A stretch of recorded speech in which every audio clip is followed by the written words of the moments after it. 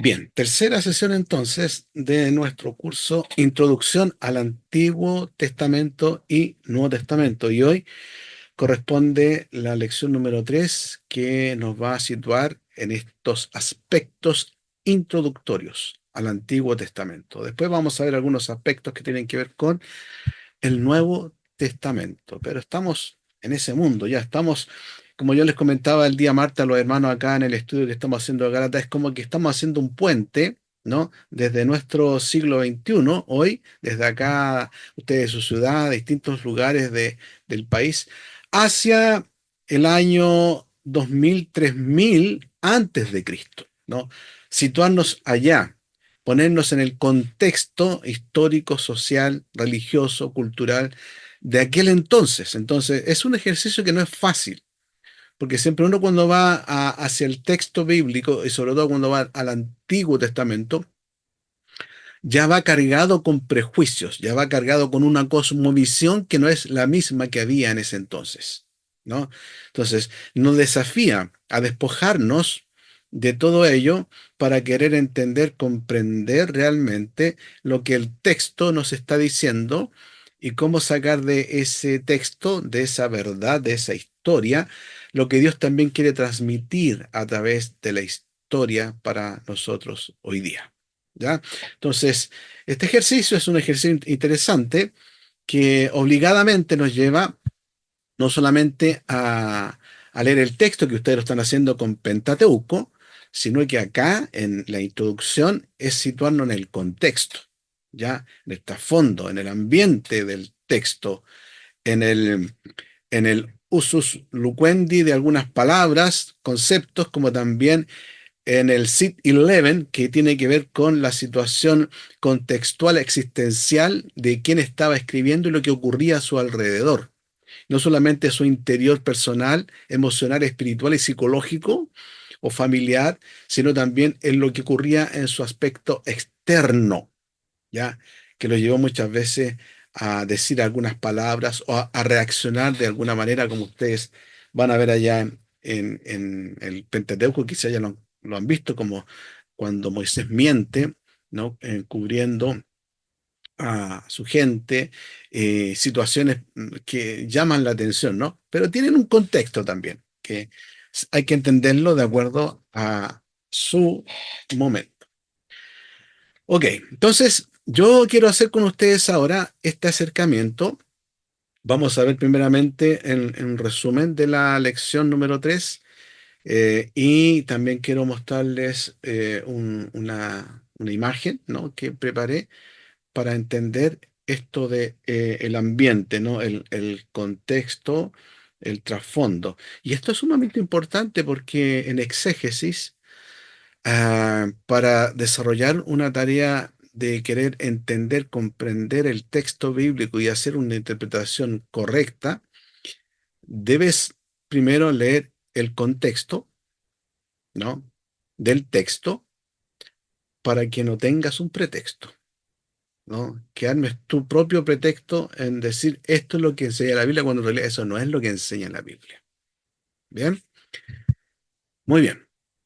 Voy entonces a compartir aquí esta diapositiva. Ah, a los hermanos que se están incorporando ahora, yo les compartí en el chat, ¿no? Ahí está un link. Guarden ese link, copien ese link, porque ahí tienen la Biblia, la LBLA cronológica, ¿no? Que es un buen recurso bíblico para trabajar en el contexto, ¿no? Del texto. Y está escrita esa Biblia de una forma interesante, de una forma cronológica, no de una forma temática, ¿no? Así como lo es lo tradicional, como lo vemos nosotros. Así que es una buena herramienta para que la tengan allí y la utilicen cuando la necesiten. Perfecto, vamos entonces a compartir esta diapositiva de esta lección, ¿no? Que vamos a ver en esta ocasión. Muy bien. Ya. Miren, primero, son 4 puntos que yo quiero compartirle haciendo el resumen de la lección número 3. que creo importantes, 4 o 5 puntos. Primero, la importancia del contexto para la interpretación. Y esto, queridos hermanos, insistimos, yo lo insisto muchas veces, ¿no? La importancia del contexto para interpretar el texto bíblico. Tú no puedes acercarte, sobre todo al Antiguo Testamento, estudiar el Antiguo Testamento y querer hacer una interpretación del Antiguo Testamento sin saber su contexto, sin saber su trasfondo, sin saber dónde ocurre, ¿no? Tienes que hacer ese ejercicio. Y no solamente basta que tú ores para que Dios te dé la claridad, te guíe con el Espíritu Santo, sino que tienes que recurrir a otras fuentes, tienes que recurrir a diccionarios bíblicos, tienes que recurrir a algunos textos de historia, comentarios bíblicos, etcétera, que te ilustran, te iluminan, ¿no? Para que te den esa información que requiere para entender el texto, como el ejemplo que les voy a poner en este punto, ¿no? ¿Por qué? Porque tanto la historia, tanto la geografía, tanto las lenguas, ¿no? Y la cultura misma de las naciones que circundaban a Israel, de alguna manera influenciaban, ¿no? En lo que Israel hacía. Influenciaban también en el autor, de alguna manera, ¿no?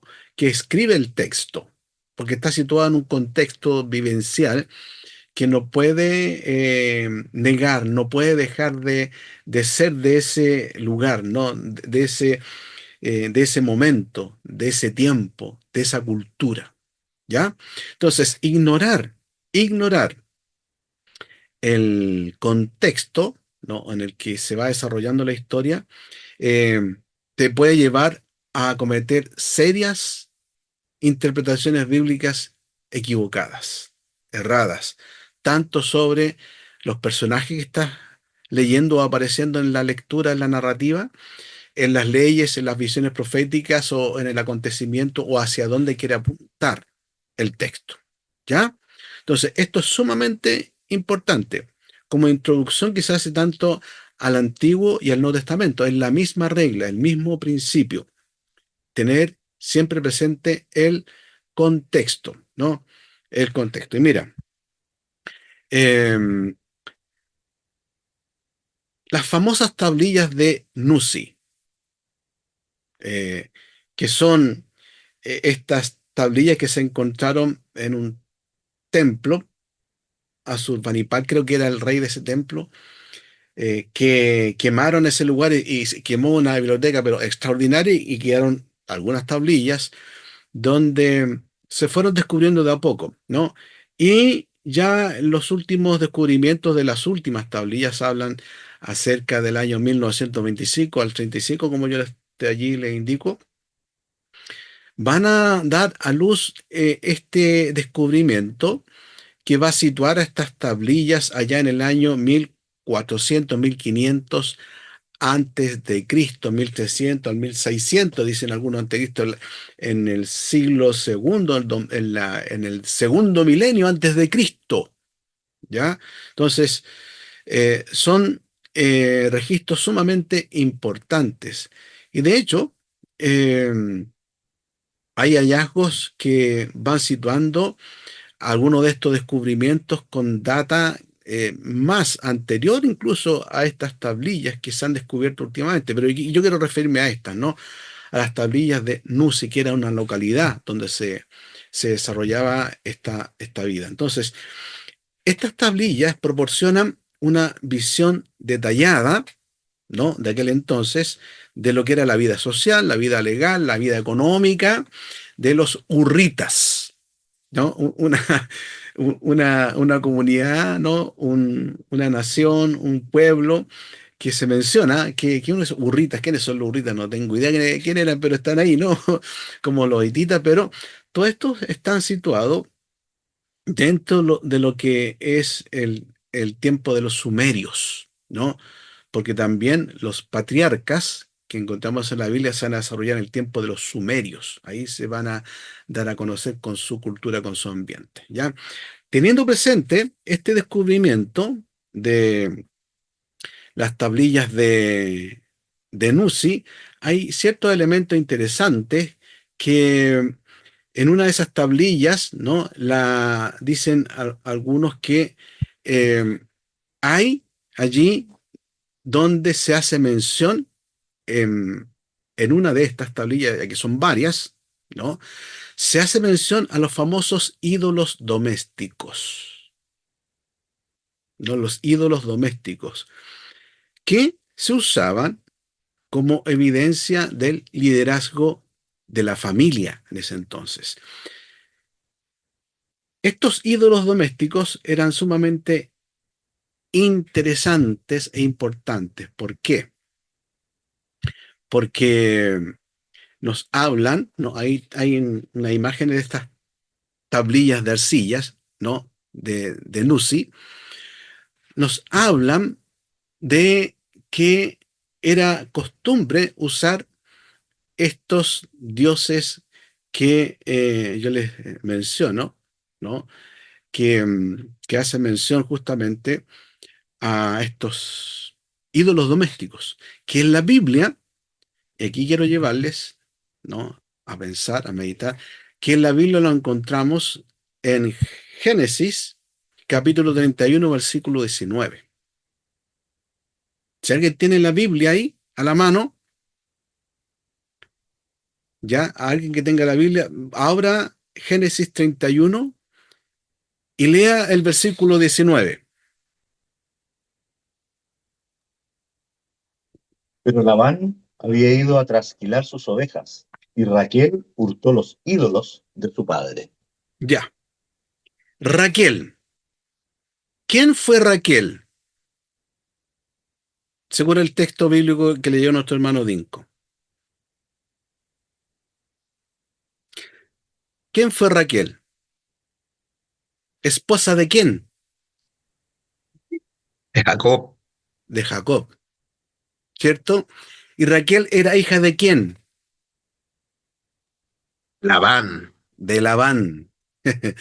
¿Y entre Jacob y Labán se llevaban bien? No, se llaman mal. No, Lo, ¿cierto?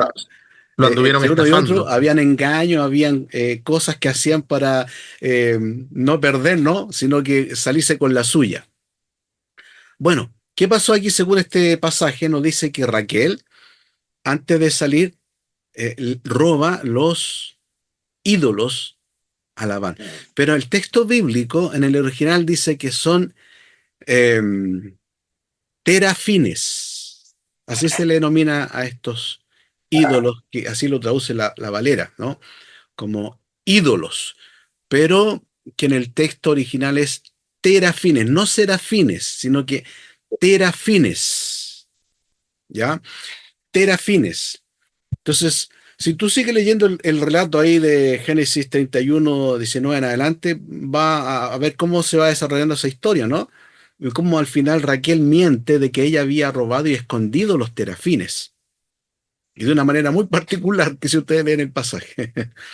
¿Eh? Entonces, la pregunta es, ¿por qué Raquel robó los ídolos a su padre? ¿Por qué era idólatra? ¿Por qué creen ustedes que robó los ídolos de su padre?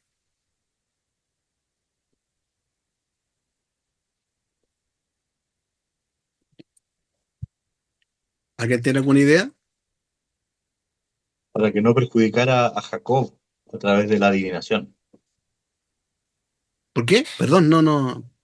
Para que no perjudicara a Jacob a través de la adivinación. A través de la adivinación. Sí. ¿Eso? Sí. Ya. Bien. ¿Alguien más tiene alguna otra respuesta, comentario o idea de por qué Raquel robó los terafines a su padre? Por venganza, porque se iban, que estaban Ya, huyendo, claro. Son por tener respuestas alguna que, posición. bien, sí. Gracias, Jonathan. Son respuestas que generalmente la asumimos que así debe haber sido, porque así me parece o así lo leí a lo mejor por allí. Pero ahí es donde está el contexto, para entender el texto y no caer en un pretexto y en una equivocación o en una interpretación incorrecta del texto. Y el contexto justamente lo dice esto, las tablitas de Nuzi. ¿Por qué? Porque los terafines, fíjense que eh, eran tan importantes que eh, tenían que ver con la evidencia, según la cultura, ¿no? Sumeria, que se usaba mucho, tenían que ver con la evidencia del liderazgo de la familia. Es decir, si hacemos la exégesis del texto para entender también el contexto, ¿no? Y llegar a una interpretación apropiada, hay que hacer preguntas. Por ejemplo, el reclamo del liderazgo entre Labán y Jacob, ¿no? Ilumina este aspecto que yo le estoy diciendo. Por ejemplo, explica por qué Raquel robó los ídolos y por qué para dar a su esposo Jacob la posición de líder tribal. ¿Y por qué Labán insistió tanto en recuperar esos ídolos que salió en busca de ellos? ¿No? ¿Para qué? Para asegurarse de que uno de sus hijos se convirtiera en el jefe de la familia. Y además, si tú lees el relato de este pasaje, ¿por qué Labán quiso erigir un límite, ¿no? Entre él y Jacob en cuanto a las propiedades? Porque el tema que había entre ellos era de quién eran la esposa, de quién eran los hijos, de quién era el ganado, era un tema de propiedades. Y Jacob, Labán le propone a Jacob elegir, ¿no es cierto?, erigir un límite en cuanto a esto es tuyo, esto es mío. ¿Con qué propósito? Para asegurarse de que Jacob nunca regresara con los ídolos domésticos o los terafines para reclamar el derecho sobre las posesiones de la familia. Entonces, los terafines te daban a ti la calidad de ser el jefe familiar y a la vez el terafín o los terafines te daban a ti la atribución de reclamar la propiedad, porque a la vez eran como el testamento que tú recibías de la familia. Era tanto en la cultura sumeria usado como este elemento de liderazgo familiar y de pertenencia de propiedades, como también de culto, ¿no? De rendirle cierta pleitesía. Pero Raquel lo hace con el sentido de cuidar el liderazgo de su esposo y de sus posesiones. Interesante, ¿no? Y eso te lo da el contexto del texto que estás leyendo. No te lo da el texto bíblico mismo. Tienes que hacer este ejercicio de indagar, de averiguar, de saber qué pasaba allí, ¿no?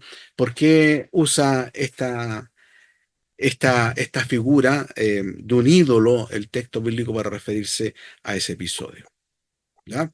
Así que eso ténganlo ahí presente siempre cuando vayan a leer el texto bíblico.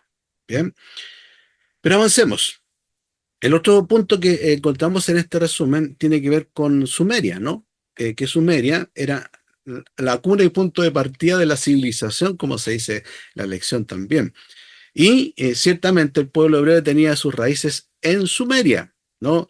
Específicamente en la ciudad de Ur de los Caldeos, porque de ahí quién sale,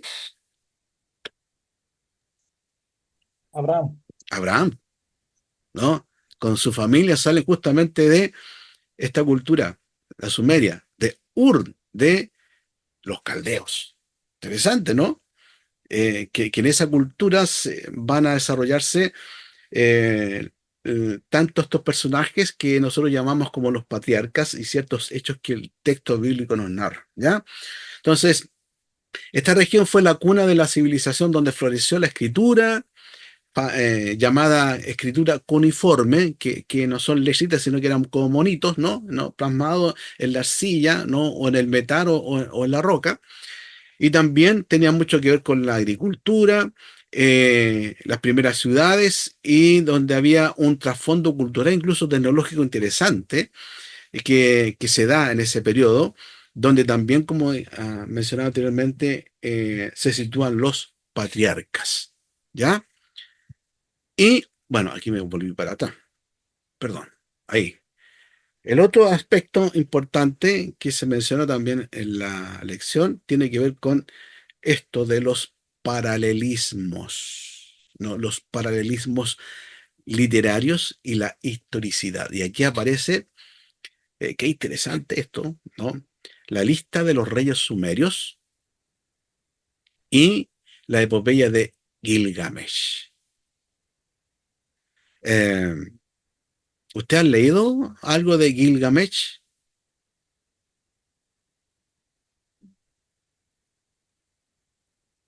¿Sí? Hay como según yo, es como un relato desde un punto de vista distinto del diluvio, ¿no? Algo así. Bien, sí. Habla también de Un, aquello. un héroe mitológico también. Ah, según la arqueología y la historia de Gilgamesh fue un personaje histórico, no mitológico, que está envuelto en hechos mitológicos sobrenaturales. Claro, se descubre en los relatos que encontramos justamente respecto al reinado que tuvo Gilgamesh, que fue un rey de una dinastía interesante, pero que históricamente incluso los historiadores le dan más veracidad a Gilgamesh que a Abraham, ¿no? Pero bueno, es interesante tener en cuenta estos relatos. ¿Por qué? Porque eh, esta literatura, la epopeya de Gilgamesh, estas tablillas de arcillas, son más antiguas que los textos bíblicos que se han encontrado.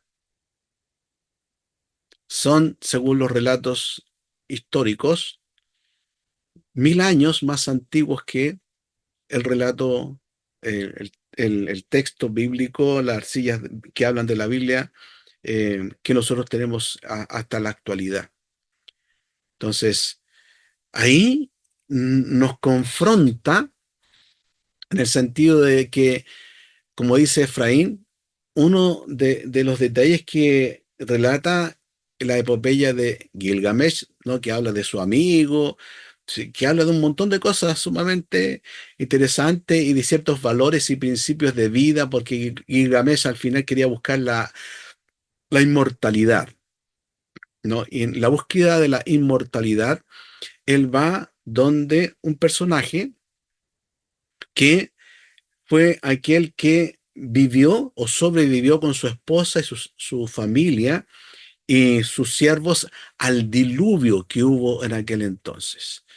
Y ese personaje que sobrevivió al diluvio que hubo, se le otorgó la vida inmortal. Entonces, Gilgamesh quería tener inmortalidad y va donde este personaje a que le comparta, no sé, el secreto, ¿no? El elixir de la vida eterna. Y ahí va relatando en las tablillas, ¿no? De las traducciones que se han hecho, cómo va ocurriendo esta historia. Al final de cuentas, eh, Gilgamesh no obtiene lo que él quiere. Pero aún así, es una literatura interesante. ¿Por qué? Porque en ella se hace una relación muy, muy parecida, semejante a lo que el texto bíblico relata sobre los patriarcas, los 10 patriarcas previo al diluvio. Ellos, este registro sumerio también habla de reyes previo al diluvio, habla de un detalle tan llamativo, tan impresionante del diluvio, que cuando uno lo lee es lo mismo que está leyendo la Biblia. La diferencia está que estos relatos hablan de un diluvio de 6 días y 6 noches. La Biblia habla de 40 días, 40 noches, ¿no? Pero aquí el registro son 6 días y 6 noches. Em, donde también se habla de que el arca fue posesionada después que paró el diluvio en un monte igual. y que después fueron unas aves las que soltó Noé y las que soltó el personaje que aparece acá en el relato sumerio, que también fueron aves para indicar que ya había tierra, y salen las parejas de animales y la familia, y el relato bíblico como el relato sumerio también dice que cuando salieron del arca igual ambos hicieron un sacrificio a, a Dios. Entonces hay mucha similitud, pero este relato sumerio es más antiguo que el relato bíblico. ¿Cómo, cómo ante este análisis, aunque no es análisis, sino que más bien esta información que yo les comento, ustedes pueden reaccionar? ¿Cómo responderían a algo así? ¿Cómo ante el registro histórico, ahí están las tablas de Nuzi, uno los puede ir a ver y se encuentra con esta historia, que son más antiguos que la Biblia, tienen esta semejanza, en este caso del diluvio, hay semejanza también con la creación, cómo se formó al hombre del barro. Eh, ¿Cómo respondemos a eso? ¿Cómo responderían ustedes a esta similitud?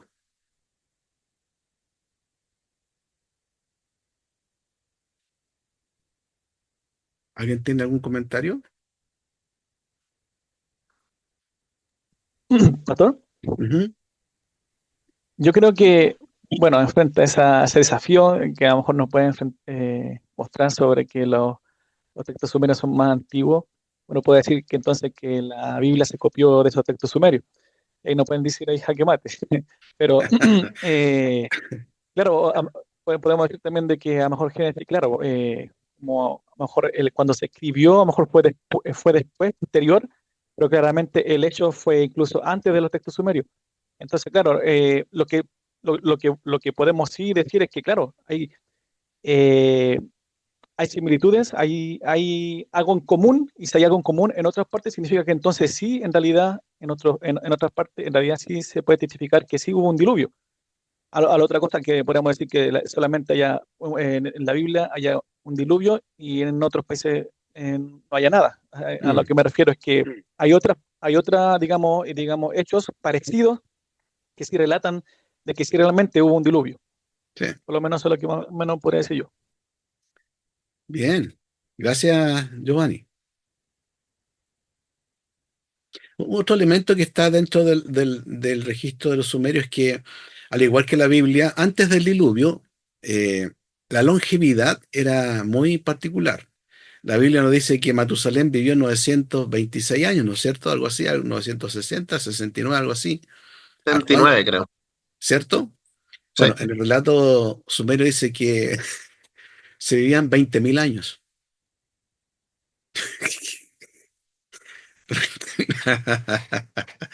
20.000 años, mira, ¿no? Pero habla de una longevidad. Interesante, ¿no? Pero ¿sabes una cosa? Mira, esto no es tan nuevo, no es como para quebrarse la cabeza aquí y allá, no. El Nuevo Testamento ah, te va a encontrar con cosas parecidas. Por ejemplo, cuando se plantea quién escribió primero los evangelios. ¿Qué le dirías tú que escribió primero los evangelios?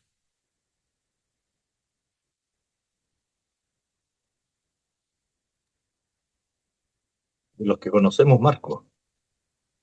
Ya, Marcos. ¿Y Marcos en qué se basó? Ah, eh, ahí hay un tema del desaparecido, ¿cómo era el nombre en alemán? De La lo que fuente se, Q, El Q, fuente Q. ya, claro, Una genio. bonita ¿cierto? hipótesis. Una Eso, bonita hipótesis. Claro, claro.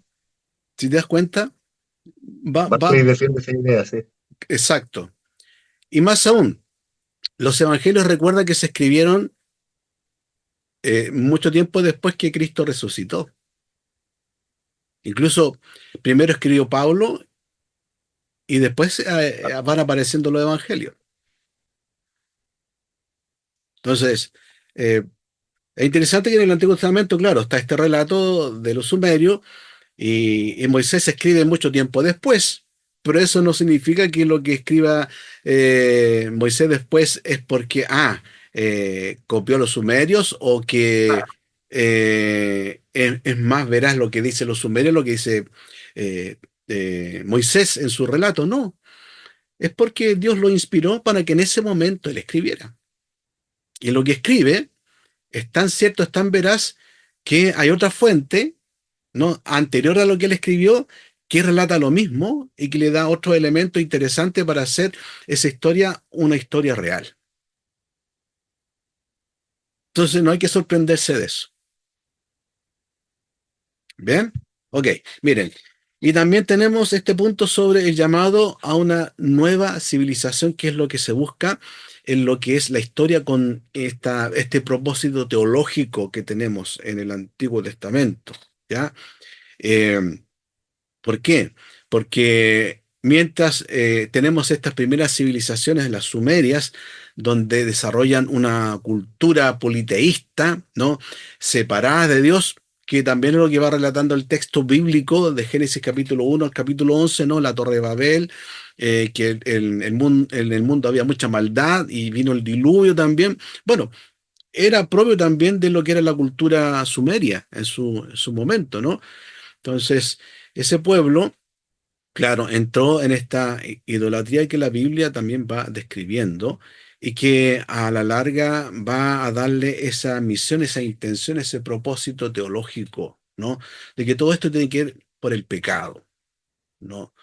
Porque el hombre desobedeció a Dios en el huerto de Edén, ¿no? Entonces, Abraham, cuando es llamado por Dios, claro, va a tener esa tarea de traer, ¿no?, en esta revelación de Dios a través de la historia, ¿no?, la historia de la redención, como le llamamos, o la teología del pacto también, más técnico. Dios va a ir revelando este propósito de su reino aquí en la tierra, ¿no? Paso a paso hasta llegar a completarse plenamente en la persona de Cristo, cuando Él dice: arrepentido porque el reino de Dios se ha acercado, se cumple en Él plenamente, ¿no? Entonces, pero tiene un inicio en esta cultura sumeria que es propia de lo que viene a continuación del texto que nos dice en la Biblia que Adán cayó en pecado, ¿no? Y el texto sumerio también va a hacer mención a las debilidades del ser humano, a los fracasos del ser humano y a esta búsqueda incesante de la inmortalidad, como el caso de Gilgamesh. Bien, perfecto. Ya, y aquí mire brevemente, como resumiendo todo esto que hemos visto, una gráfica, porque las llaves para entender el Antiguo Testamento están en el contexto, ya, en el contexto del texto, ya, porque para entender el mensaje de Dios en el Antiguo Testamento no basta con leer el texto, orar, sino que requiere que nos sumerjamos, ¿no?, que investiguemos en los imperios de ese entonces, el sumerio, el egipcio, el babilonio, el persa, ¿no? La cultura, a todo esto que rodeó a Israel, para entender lo que está diciendo el texto y sacar con mayor profundidad el mensaje para nosotros hoy día, ¿ya? Primero, el contexto determina la interpretación. Ya, eso es importante. Un texto fuera de contexto es un pretexto, tanto en el Antiguo y el Nuevo Testamento. ¿Ya? Entonces, ignorar el trasfondo histórico-cultural te va a llevar a ti a conclusiones y aplicaciones erradas del texto bíblico y de la historia que tú estás leyendo, cómo relacionar un evento con el otro y hacia dónde va apuntando y cuál es el propósito de esa historia. Hemos visto, yo le di el caso de Raquel con los terafines, ¿no? Que en el fondo eso no nos habla de una familia idólatra, sino más bien de un cuidado del patrimonio familiar.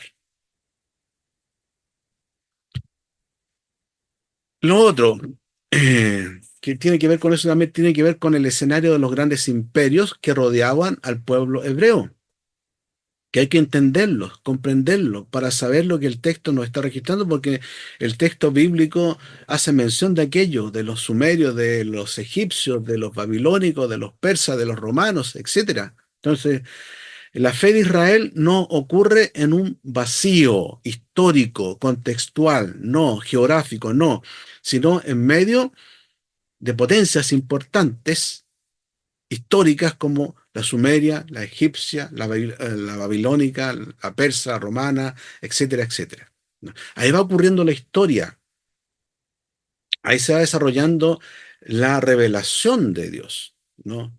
Ahí se va desarrollando eh, la historia de la redención, dentro de la historia, no fuera de la historia, porque Dios es el dueño de la historia y Él va dirigiendo la historia hacia el propósito final. Lo otro, la geografía.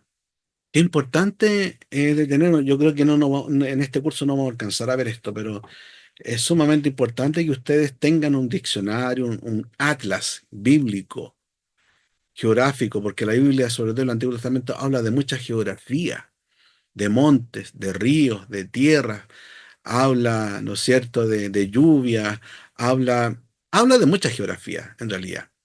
Entonces, a la vez que Israel está situado en un contexto geográfico, político, contingente, ¿no? De naciones que permanentemente, históricamente han estado en guerra y que por esa causa Israel también sufre las consecuencias. Entonces, esa ubicación estratégica de la tierra hebrea ha implicado que haya estado en conflicto permanente, ¿no? Por eso la geografía que nos narra la Biblia es importante detenerse para entenderla, comprender por qué está situado en ese lugar, y no solamente dónde está, sino que por qué ese río, por qué este mar, por qué esta montaña, qué características tiene un sigurat, qué características tiene eh, esta montaña que tanto se dice, eh, por qué primera lluvia, segunda lluvia, etcétera, etcétera, ¿no? Y eso se entiende mucho mejor cuando se estudia la geografía en el contexto bíblico. Y lo otro tiene que ver con las culturas religiosas del momento, ¿no? Cuando van sucediendo los hechos. ¿Por qué? Porque la Biblia, el Antiguo Testamento especialmente, encontramos muchas leyes, ¿no? Hay ciertas prohibiciones que no las vamos a entender de por qué Dios prohíbe tal cosa si no entendemos el contexto y la práctica de aquello en las naciones que estaban cercanas a Israel y que las practicaban, pero que Dios les prohíbe hacerlo a ellos, ¿no? Eh, y eso nos lleva justamente a estudiar esta cultura. Por ejemplo, en la cultura cananea estaba Moloch, que era una divinidad donde se sacrificaban, dicen algunos historiadores, niños vivos, ¿no? Que ponían en las manos extendidas que tenían y rodaban y caían en su vientre donde había un horno siempre encendido. Entonces Dios prohíbe a los hebreos hacer tal cosa y más bien llama a destruir a esa nación que hacían tal cosa. Entonces, si tú quieres entender por qué Dios en algún momento actúa con tanta ira contra algunas naciones paganas que tenían una cultura religiosa, una cultura de vida totalmente desquiciada, eh, si tú no estudias esa cultura de esa vida desquiciada que tenían, no vas a entender en el fondo por qué Dios también estaba tan airado con esas culturas. ¿Ya? Entonces es importante tener presente ese punto. Y la literatura. No, recoger la información, yo le hablaba de Gilgamesh, pero hay mucha más literatura babilónica también, egipcia, que hablan de cosas interesantes, que recoge el texto bíblico y que para entender lo que nos está diciendo el texto bíblico tenemos que ver es compararlo con esa literatura también, ¿no? Que nos habla de aquello. Por ejemplo, las 10 plagas de Egipto. ¿En qué contexto están dadas las 10 plagas de Egipto? ¿No? y para entender realmente por qué tuvieron que ser rana, por qué tuvieron que ser, qué más había, una sombra de noche, ¿no? Neblina, por qué tuvo que ser sangre en el río, y todo lo que aparece, todo está dentro, circunscrito a la cultura egipcia, a la literatura religiosa egipcia. Pero para entenderlo, tú tienes que saber, ¿no? ¿Por qué los egipcios tenían ciertas aversiones hacia las ranas o hacia las langostas o al río Nilo, etcétera, etcétera? ¿Ya? Entonces, la clave para entender bien el Antiguo Testamento y así también el Nuevo Testamento es el contexto. Esa es una llave muy necesaria que hay que tener siempre presente para acercarse al texto bíblico. Y nosotros aquí estamos viendo solamente un esbozo, ¿no? de esta importancia y de cómo el contexto, ¿no? histórico, religioso, cultural, como hemos visto hoy, ¿no? ayuda bastante a entender el texto del Antiguo Testamento. ¿Bien? Perfecto. Vamos a las preguntas entonces en el tiempito que nos queda.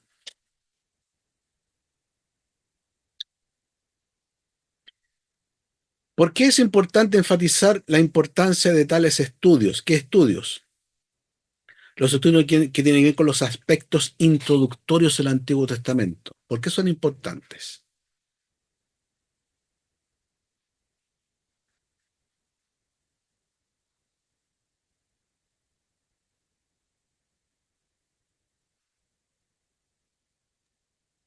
Van a tener un contexto, ¿Perdón? van a Dígame, tener un contexto, ¿ya? ¿Sí? ¿Tiene que ver con el contexto? Sí. Porque el contexto para, determina la interpretación de un texto. para establecer las bases de nuestra fe, decía el texto. ¿Ya? ¿Alguien más quiere decir algo? ¿O tiene otra respuesta? Pastor, también porque si se ignora el contexto particular en el que se desarrolló cada una de sus componentes, seguramente no llegaremos a interpretaciones erradas, también como usted decía. Claro, ¿no? Claro, es importante enfatizar la importancia de tales estudios, pues, como es sabido por todos, el contexto determina la interpretación de un texto. ¿Ya? Esa es como la respuesta precisa. La segunda nos dice, ¿por qué la historia del Antiguo Testamento no sucede en un vacío histórico? Profesor, ¿Sí? porque los hechos, bueno, algo adelantó usted también, los hechos no están o no ocurrieron en forma aislada del resto del mundo, de las naciones que circundantes, ¿no? Cierto. Y cada acontecimiento, cada hecho que se llevaba a cabo tenía relación Mm, o guarda relación con el mundo, ¿cierto? Que los rodeaba. Y los cambios incluso que podían haber en las naciones vecinas también podían afectar digamos, a lo escrito propiamente a la misma nación, a Israel, lo que se fue escribiendo en el Antiguo Testamento, sí es. en la vida nacional, Perfecto. digo. Claro que sí, ¿no? Ahí tenemos la respuesta apropiada, ¿no? Y qué interesante eso, que sería un cambio en el mundo antiguo, ¿no? De las naciones que circundaban a Israel. También eso implicaba cambios en la narrativa, ¿no? En la narrativa del Antiguo Testamento o del autor que estaba escribiendo. Así también en el Nuevo Testamento. Acuérdense que Pablo dice que él tenía, por ejemplo, cuando escribe de Judas, el autor de Judas, no, que no es Pablo, pero él dice que tenía en mente escribir tal cosa, pero después dice que se enteró de una cuestión que estaba ocurriendo y cambió el tema y empieza a escribir de eso, ¿no? porque está circunscrito el autor también a su contexto, a la realidad de su contexto. Muy bien.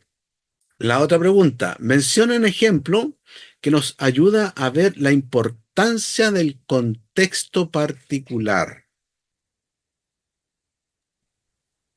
¿Es a través de la sucesión de los grandes imperios?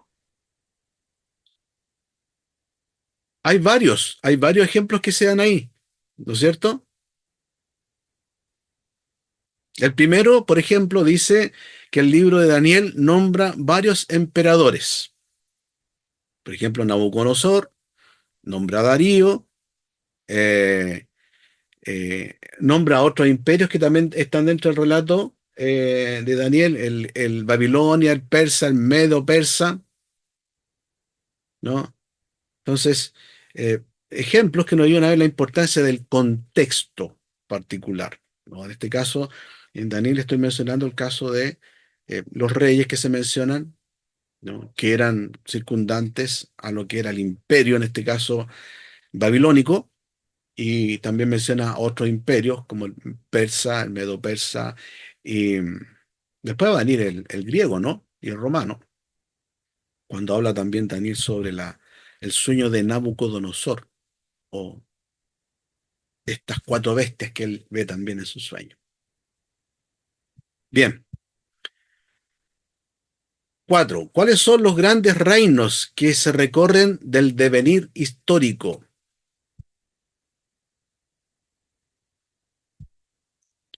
¿Cuáles son esos? ¿Sí? Pastor, aquí está. Los sumerios, de Egipto, Asiria, Babilonia, Persia y Grecia. Perfecto. Muy bien, ¿no? Ahí los tenemos. Sumeria, Egipto, Asiria, Babilonia, Persia y Grecia. Muy bien. La quinta. ¿Por qué Sumeria ha sido llamada la cuna de la civilización?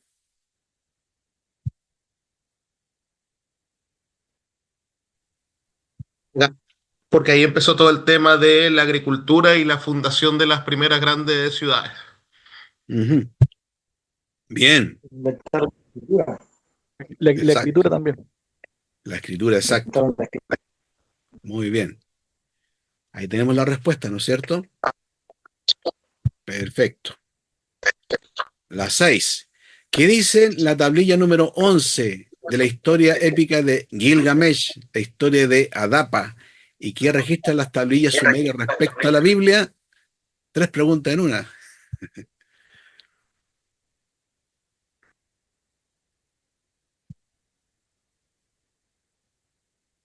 La tablilla número 11, ¿de qué rey habla?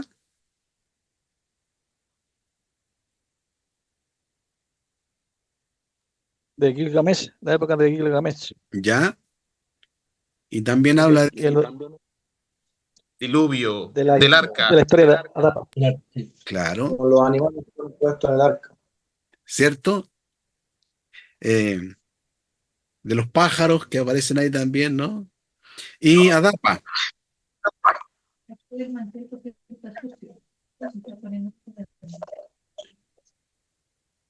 Adapa, ¿no es cierto? La confusión de lenguas también sale.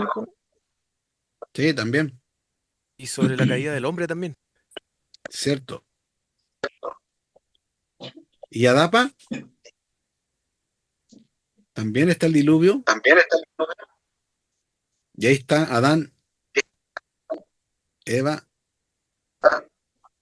la prueba de la inmortalidad. Interesante, ¿no?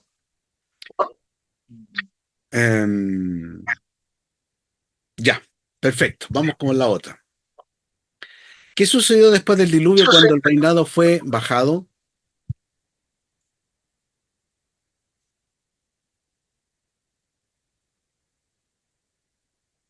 Ahí aparecen personajes que relatan los sumerios. Varios personajes, ¿no?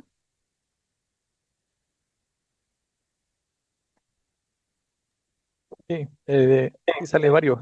De gobernadores como Anquis, Sí, Uruk, Ur, y Awan, Amas, y Adab, Mari y Askash. exacto. Se citan varios reyes, 78 reyes. Eh, Pocos. Sí. Interesante eso, porque estamos hablando de los sumerios, ¿no? Que van relatando los nombres, una genealogía, los reyes, y pareció el relato bíblico que también narra, ¿no es cierto?, los reyes, la descendencia, los lugares, antes del diluvio y después del diluvio. Bien. Bien. 8. ¿Quién fue Beroso y qué hizo?